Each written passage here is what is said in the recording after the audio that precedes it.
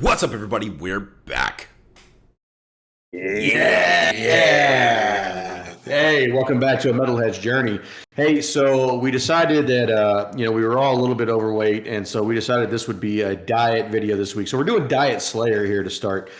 This is Kerry King's new song. This is called Toxic. This is off his new album that just came out, From Hell I Rise.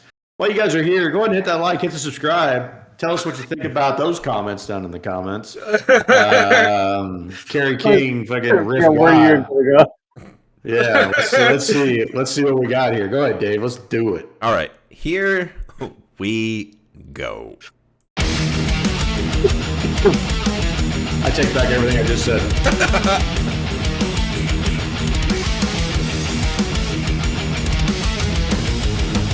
This is probably a Phil demo riff, though, you know.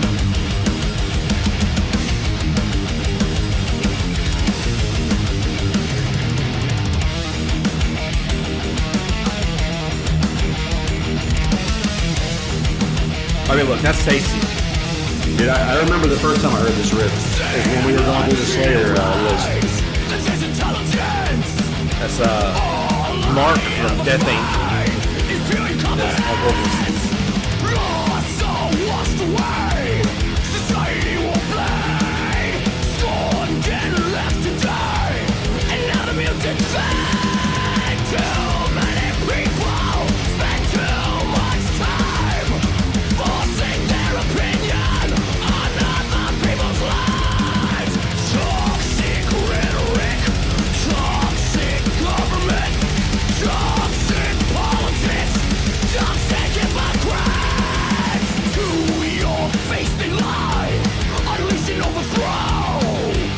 Vocals definitely fit the Yeah.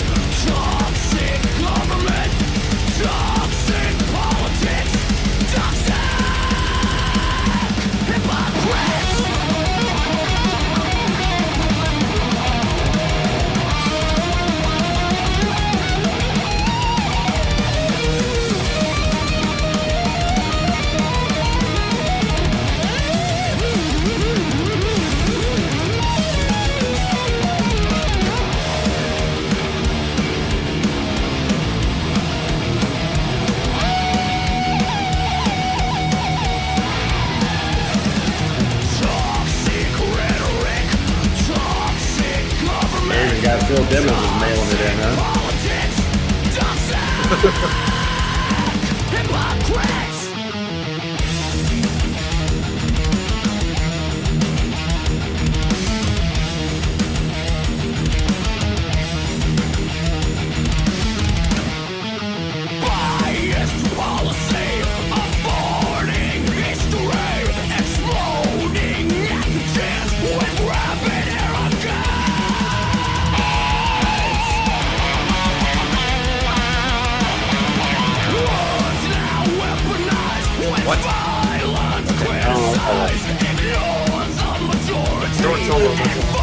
Yeah, I thought we were going into the solo. Oh, there we go.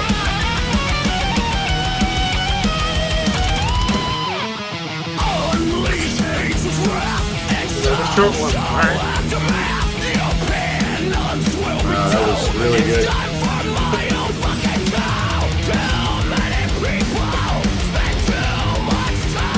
And old chicken now.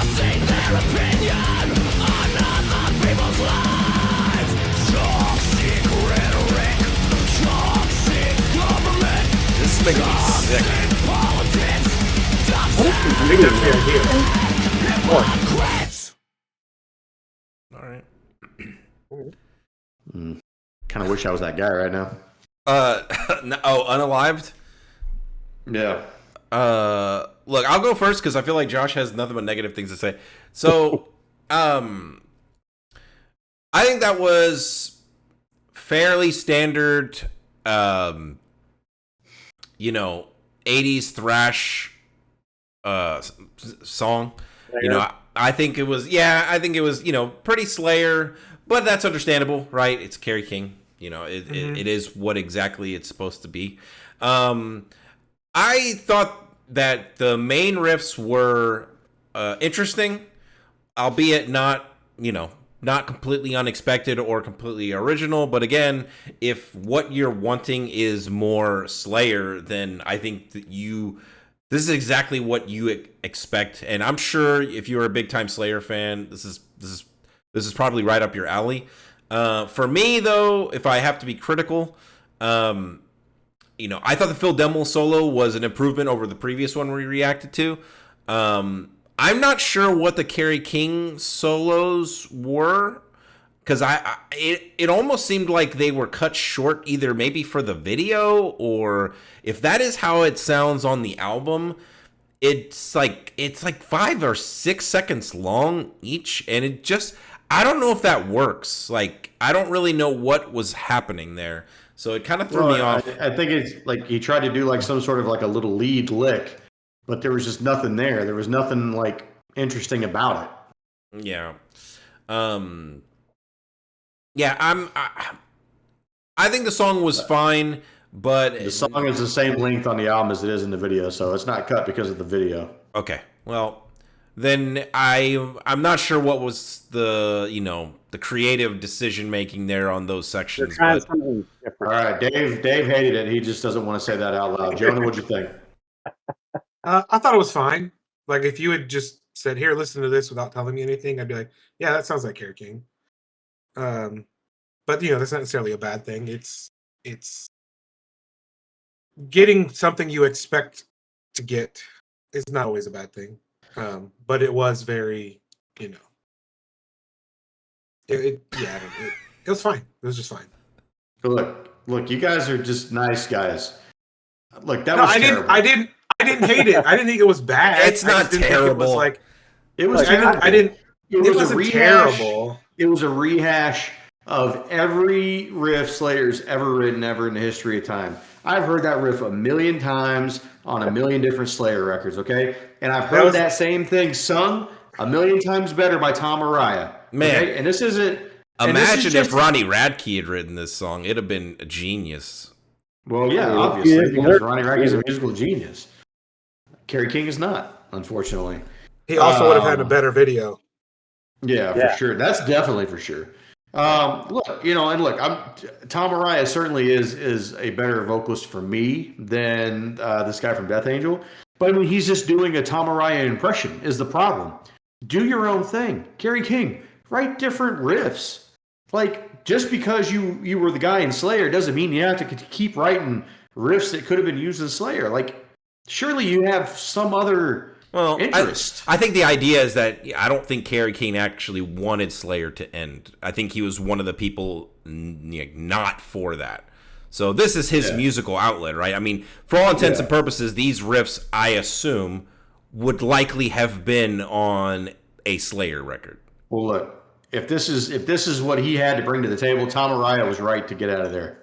Yikes. And he's only coming back now because they're not going to write new stuff now, and they're just going to play the old stuff, which is good. Good for Tom. Smart move. Go ahead, Jason. Bring this thing home so we can get out of here. All right, I'm gonna agree with Jonah. It was fine. I'm gonna slightly disagree with Dave. I don't think this sounds exactly like Slayer, and I only say that because it actually had a chorus that was singable. A lot of Slayer songs are just a bunch of word salad and dude, I think you are focused on like a handful of Slayer songs that are like that, but like the majority of Slayer songs are not like that. They're not as word vomity. Yeah. I mean, I did listen to all of them, so I think you just have PTSD off like Rain of Blood. Yeah, there's only like a handful of songs on there worth keeping. Well, look, if you have PTSD from listening to this Kerry King record, go ahead and hit that like, hit the subscribe. We're putting out weekly metal content right now. We got metal reactions, metal reviews, metal time machines, metal brackets, and all kinds of other cool stuff. And in the meantime, live long and prosper. Take it easy, everybody. Later. Peace.